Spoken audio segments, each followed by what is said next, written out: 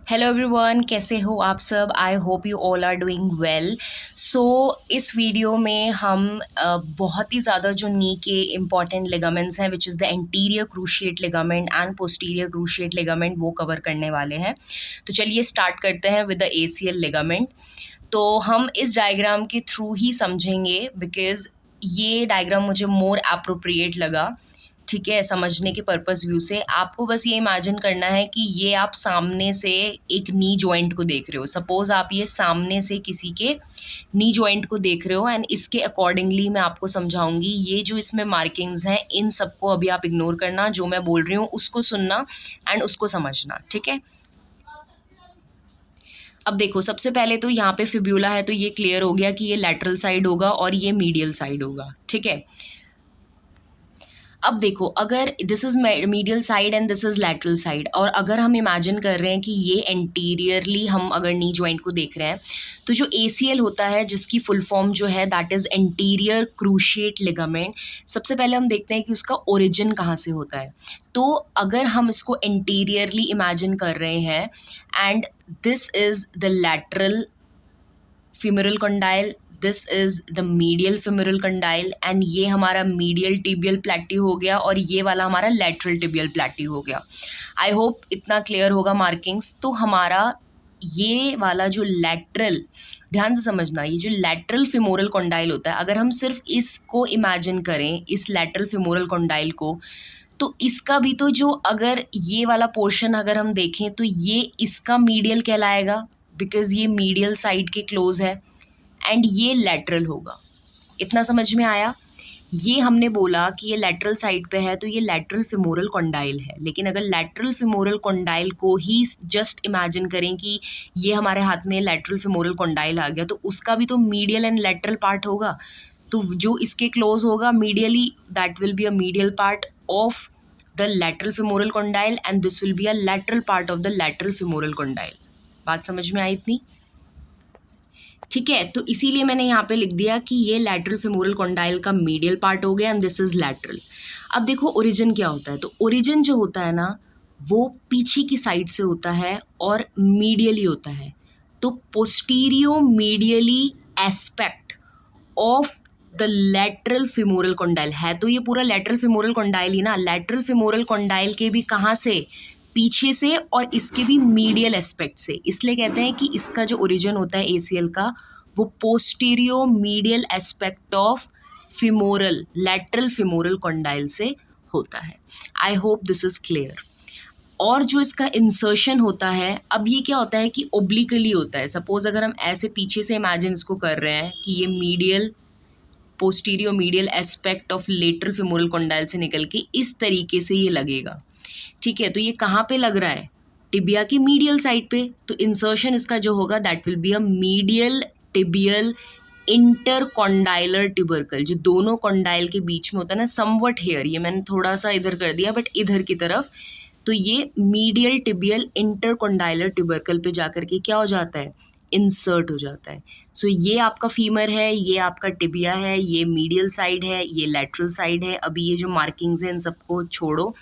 मैंने आपको बोला कि this is the lateral femoral condyle, उसके भी पोस्टीरियो मीडियल एस्पेक्ट से ये निकलता है और जाकर के मीडियल टिबियर इंटरकॉन्डाइलर ट्यूबरकल पे जाकर के इंसर्ट हो जाता है। तो ये ओरिजिन एंड इंसर्शन है किसका, एंटीरियर क्रूशिएट लिगामेंट का, ठीक है।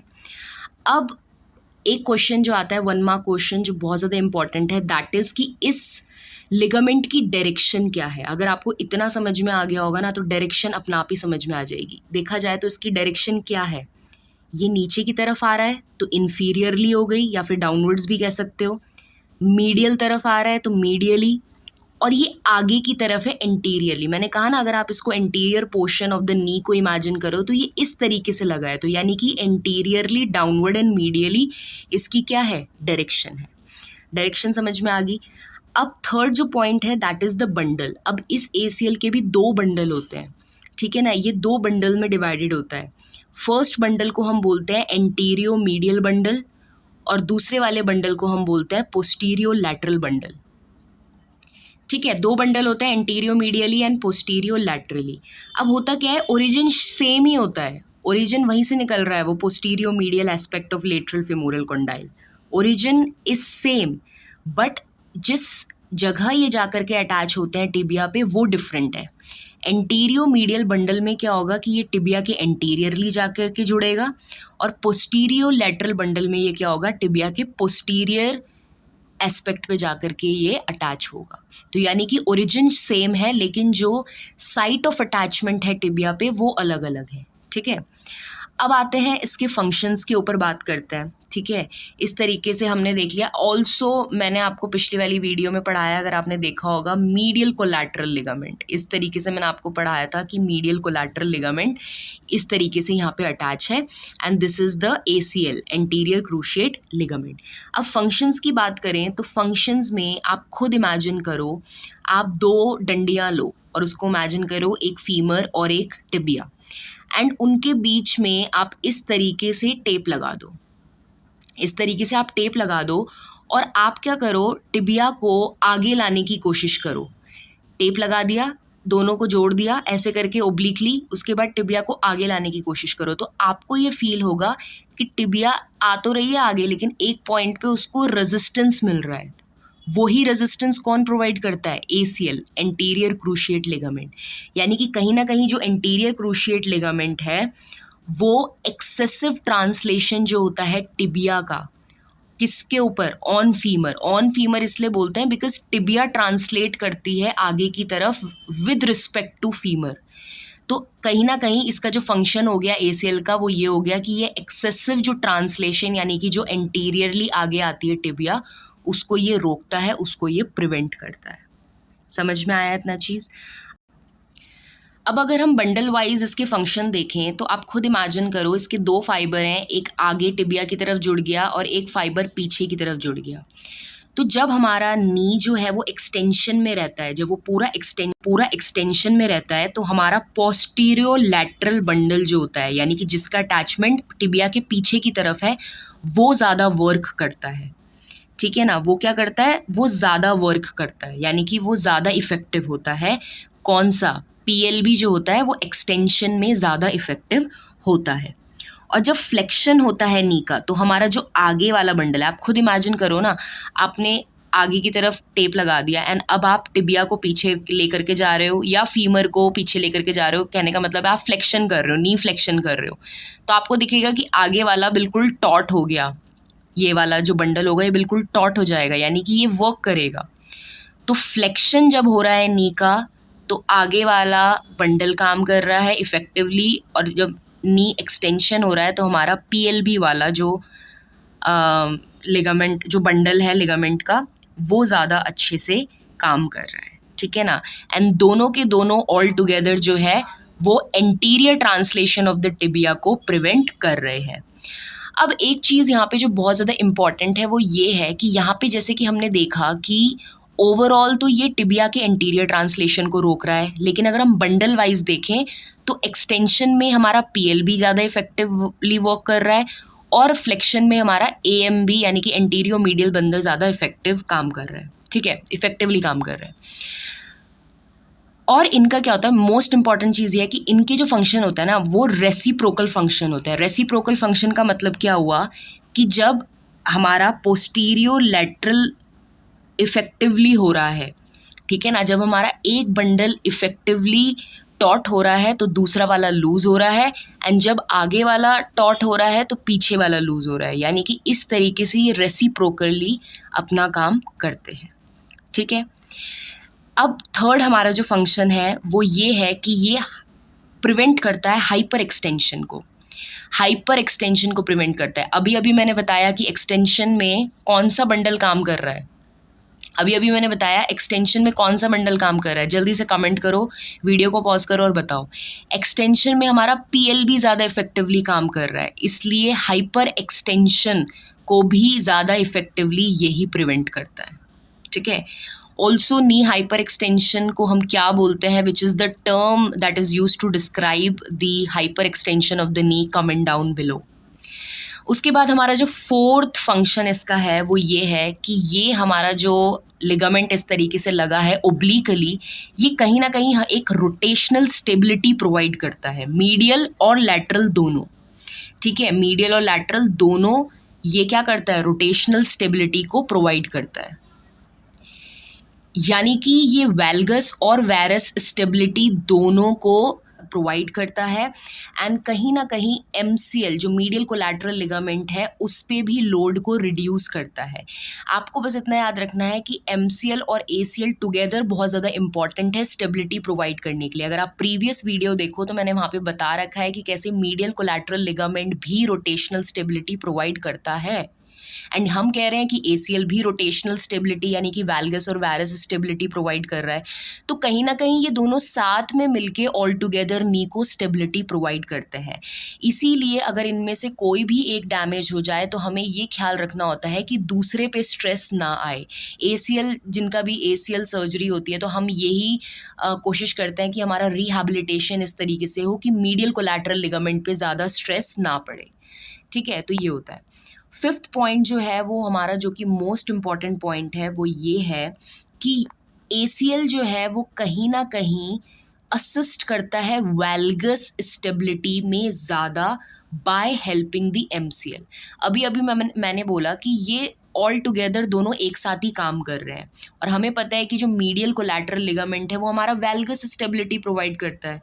तो कहीं ना कहीं medial collateral ligament valgus stability provide कर रहा है, तो कहीं ना कहीं जो ACL है वो इसको हेल्प कर रहा है, असिस्ट कर रहा है वैल्गस स्टेबिलिटी प्रोवाइड करने में। तो इट इज़ असिस्टिंग। ठीक है ना, ये तो कर ही रहा है बट ये इसको असिस्ट कर रहा है। उसके बाद ये है कि अगर एक में से कोई भी लिगामेंट, दोनों में से कोई भी लिगामेंट अगर इंजर्ड हो जाता है, चाहे वो MCL लिगामेंट हो या ACL लिगामेंट हो, तो लोड बहुत ज़्यादा इंक्रीज़ हो जाता है नी जॉइंट पे और वेयर एंड टेयर के बहुत ज़्यादा चांसेस होते हैं। इसीलिए मैंने अभी बोला कि अगर कोई दोनों में से एक भी अगर डैमेज हो गया या टर्न आउट हो गया तो हमारा यही कोशिश रहती है कि हम लोड दूसरे वाले पे कम से कम डालें, बिकॉज ऑलरेडी हमारा लोड इंक्रीज हो जाता है। ठीक है, ओके, जो नेक्स्ट इंपॉर्टेंट चीज़ है वो ये है कि how muscles around the knee complex influences the ACL। अब ऑल टुगेदर नी के जितनी भी चीज़ें हैं ये सब चीज़ें ऑल टुगेदर वर्क करती हैं नी को स्टेबिलिटी प्रोवाइड करने के लिए। अभी हमने ACL के बारे में पढ़ा, तो अब हम ये देखेंगे कि जो मसल्स जो उसके आसपास सराउंडिंग में जो मसल्स हैं वो कैसे ACL को हेल्प आउट कर रही है या फिर और उस पर स्ट्रेस डाल रही हैं, ये चीज़ हम देखेंगे। तो सबसे पहले मसल है क्वाड्रिसेप मसल। क्वाड्रिसेप मसल हम सभी को पता है कि वो नी एक्सटेंशन में हेल्प करती है। तो ये क्या करती है कि ये little anterior translation of the tibia को कराती है। यानी कि हमारी जो क्वाड्रिसेप मसल है वो एंटीरियर ट्रांसलेशन ऑफ टिबिया को कराएगी, लेकिन बहुत ही लिटिल, बहुत ही कम। तो इसका मतलब ये है कि जो ACL लिगामेंट है, क्योंकि एंटीरियर ट्रांसलेशन हो रहा है तो वो वर्क करेगा। जब वो वर्क करेगा, वर्क कैसे करेगा, वो उस anterior translation of the tibia on femur को रोकेगा, प्रिवेंट करेगा। इसी वजह से जो क्वाड्रिसेप है वो कहीं ना कहीं स्ट्रेस को इंक्रीज कर रही है ACL पे। समझ में आया? क्वाड्रिसेप जो है वो नी एक्सटेंशन का काम कर रही है और हम ये कह रहे हैं कि नी एक्सटेंशन जब हो रहा है तो थोड़ा बहुत एंटीरियर ट्रांसलेशन ऑफ टिबिया भी हो रहा है। अब एंटीरियर ट्रांसलेशन ऑफ टिबिया हो रहा है तो उसको रोकने के लिए ACL वर्क करेगा, क्योंकि ACL का काम ही है एंटीरियर ट्रांसलेशन को प्रिवेंट करना। तो जब वो, इसका मतलब ये हुआ कि क्वाड्रिसेप कहीं ना कहीं ACL लिगामेंट को काम करवा रही है, ACL लिगामेंट पे स्ट्रेस इंक्रीज करके। ठीक है, तो हमें पता चल गया कि ये मसल तो इंक्रीज कर रही है स्ट्रेस किस पे, ACL लिगामेंट पे। दूसरी मसल जिसकी हम बात करेंगे वो है हमारी हैमस्ट्रिंग मसल। हैमस्ट्रिंग या फिर सोलियस मसल, दोनों को एक साथ देखते हैं। तो ये हमारे जो है ये फ्लेक्सार्स है। तो अब क्या हो रहा है कि जब भी हम फ्लेक्स करते हैं तो हमारा पोस्टीरियर ट्रांसलेशन ज़्यादा कॉमन हो जाता है, एंटीरियर ट्रांसलेशन नहीं होता। एंटीरियर ट्रांसलेशन नहीं हो रहा है तो यानी कि ACL को काम नहीं करना पड़ेगा, यानी कि ACL पे कोई लोड ही नहीं पड़ रहा है। तो सोलियस और हैमस्ट्रिंग मसल जो हैं वो ACL को स्ट्रेस नहीं करते बल्कि रिलीव करते हैं, कोई लोड नहीं डालते ACL पे, क्योंकि कोई एंटीरियर ट्रांसलेशन ही नहीं हो रहा है। जब ये काम कर रहे हैं तो पोस्टीरियर ट्रांसलेशन हो रहा है, और अभी हम ACL की बात कर रहे हैं, और ACL में एंटीरियर ट्रांसलेशन होता है, पोस्टीरियर ट्रांसलेशन नहीं। तो इस वजह से हैमस्ट्रिंग और सोलियस मसल जो है वो बिल्कुल भी ACL लिगामेंट पे स्ट्रेस लोड नहीं डाल रहे हैं। थर्ड मसल हम बात करेंगे गैस्ट्रोक्नीमियस मसल की। अब गैस्ट्रोक्नीमियस मसल का अगर आपको एनाटॉमी पता होगी तो उसका जो टेंडन होता है वो टिबिया के प्रॉक्सिमली में पूरा रैप्ड अराउंड होता है। तो जब भी हम फ्लेक्शन करते हैं, गैस्ट्रोक्नीमियस भी फ्लेक्शन में हेल्प आउट कर रही है, बट यहाँ पे जस्ट बिकॉज टिबिया के प्रॉक्सिमली इसका टेंडन पूरा रैप्ड अराउंड है, तो फ्लेक्शन करते ही ये कहीं ना कहीं लिटिल एंटीरियर ट्रांसलेशन कराती है।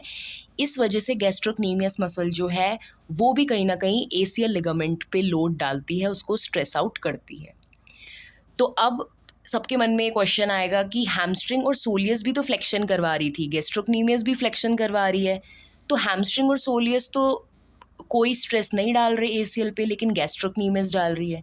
तो क्यों? उसका रीज़न मैंने आपको बता दिया, क्योंकि गैस्ट्रोक्नीमियस का जो टेंडन होता है वो प्रॉक्सिमली टिबिया पे बिल्कुल रैप्ड अराउंड होता है, बिल्कुल रैप हुआ हुआ रहता है। तो जैसे ही हम हल्का सा भी फ्लेक्शन करेंगे तो एंटीरियर ट्रांसलेशन बहुत ज़्यादा कॉमन हो जाता है, और वो anterior translation little anterior translation होता भी है। ओके, यहाँ पे आप समझ सकते हैं सोलियस कैसे पोस्टीरियर ट्रांसलेशन करवा रही है और ACL पे इसका कोई भी मतलब स्ट्रेस नहीं पड़ रहा है, क्योंकि आप देख सकते हो कि यहाँ पे सोलियस एक्ट कर रही है, दो कंपोनेंट में बटेगी, एक कंपोनेंट तो डिमिनिश्ड हो गया इधर की तरफ और एक कंपोनेंट इधर जा रहा है, और यही कंपोनेंट जो है ये पोस्टीरियर ट्रांसलेशन कराता है। और क्योंकि अभी हम ACL की बात कर रहे हैं और ACL में पोस्टीरियर ट्रांसलेशन की कोई बात ही नहीं है, दैट्स वाई ये ACL पे इसका कोई इफेक्ट नहीं रहता। ACL को ये स्ट्रेस आउट या लोड नहीं देती, ये रिलीव करती है ACL लिगामेंट को। यहाँ पे एक और इम्पॉर्टेंट चीज़ जो है वो ये है कि सपोज अगर को कॉन्ट्रैक्शन हो रहा है मल्टीपल मसल्स का अक्रॉस द नी, तो वो कैसे इन्फ्लुएंस करेगी ACL को। अभी तो हमने इंडिविजुअल मसल के बारे में पढ़ा कि हाँ चलो क्वाड्रिसेप कर रही है, गैस्ट्रोक्नीमियस भी कर रही है स्ट्रेस आउट, लेकिन सोलियस हैमस्ट्रिंग नहीं कर रहे हैं। बट अगर को कॉन्ट्रैक्शन हो जाए मसल का नी के अराउंड, तो वो कैसे इन्फ्लुएंस करेगी एंटीरियर क्रूशिएट लिगामेंट को। तो सपोज अगर हमारा को कॉन्ट्रैक्शन हो जाए हैमस्ट्रिंग और क्वाड्रिसेप मसल का, ठीक है, तो क्या होगा। तो अगर हमारा दोनों का को कॉन्ट्रैक्शन हो जाता है, हैमस्ट्रिंग जो होगा वो कहीं ना कहीं काउंटर कर लेगा एंटीरियर ट्रांसलेशन जो कि क्वाड्रिसेप मसल कराएगा। हमें पता है क्वाड्रिसेप मसल एंटीरियर ट्रांसलेशन कराता है जबकि हैमस्ट्रिंग नहीं कराता। तो अगर दोनों का को कॉन्ट्रैक्शन होगा तो हैमस्ट्रिंग जो है वो काउंटर कर लेगा इस एंटीरियर ट्रांसलेशन को जो क्वाड्रिसेप करा रहा है। तो ये कहीं ना कहीं रिड्यूस कर देगा strain on the anterior cruciate ligament. लेकिन अगर एक्टिवेशन हो जाए बोथ गैस्ट्रोक्नीमियस का और क्वाड्रिसेप का, लेकिन अगर एक्टिवेशन हो क्वाड्रिसेप और गैस्ट्रोक्नीमियस का, अब हमें पता है कि क्वाड्रिसेप भी हमारा स्ट्रेन करती है ACL को, गैस्ट्रोक्नीमियस भी स्ट्रेन कर रही है, लोड प्रोवाइड कर रही है दोनों ही। तो इससे क्या होगा, तो it results in the greater strain on the anterior cruciate ligament. ठीक है, मिल करके क्या करेंगे, ग्रेटर स्ट्रेन जो है वो प्रोवाइड करेंगे। एक और चीज़ इसमें ये बोल रहा है कि जो को कॉन्ट्रैक्शन है, अभी हमने देखा कि कैसे हैमस्ट्रिंग और क्वाड्रिसेप का को कॉन्ट्रैक्शन कहीं ना कहीं ACL के लोड को कम कर रहा है, बट लोड तो वो कम कर रहा है बट कहीं ना कहीं वो जॉइंट कंप्रेसिव लोड को इंक्रीज कर देता है। ठीक है ना, सो एक तरह से वो हेल्प आउट कर रहा है but not completely, because joint compressive load को तो वो इंक्रीज कर ही रहा है।